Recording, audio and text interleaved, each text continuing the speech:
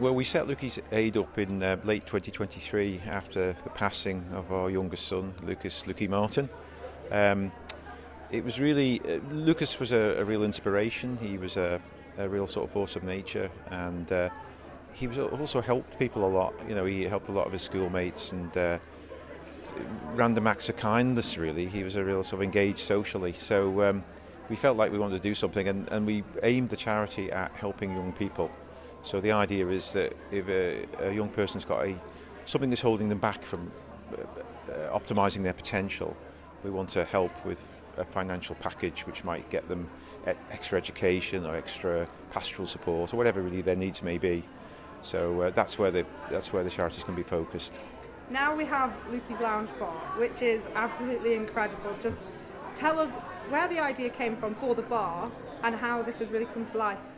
Right, well, I mean, the original idea of doing something with the space goes back a good year, and we were, as a management team, we were thinking about how we retasked the area, and we came up with the idea of opening it all up and taking away the old bar and the meeting room and making it into one big area. And then Lucas passed in September when we were quite well into the planning of it all, and I just felt, you know, it would be so fitting to name it after him. He worked here in his school and university holidays, and he brought real energy and enthusiasm and optimism to the building.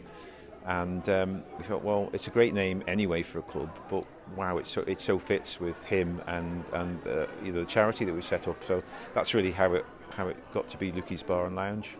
First of all, we wanted a theme that would be a bit different to other bars on the Isle of Man or lounge bars on the island, and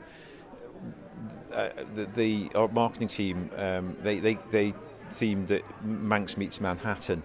So we had this idea in our head that we wanted to be a bit sort of jazzy and sort of New York, and my eldest son, who he works in IT, we gave him the task of designing a logo. So he came up with the logo that you see, the Empire State Building with the sort of Looky sign through it, and that gave us a kind of a steer on how we wanted things to go.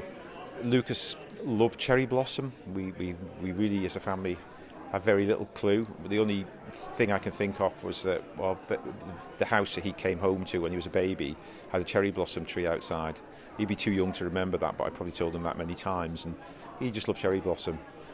So that there's a nod to that in the club. Anybody who comes will see what I mean.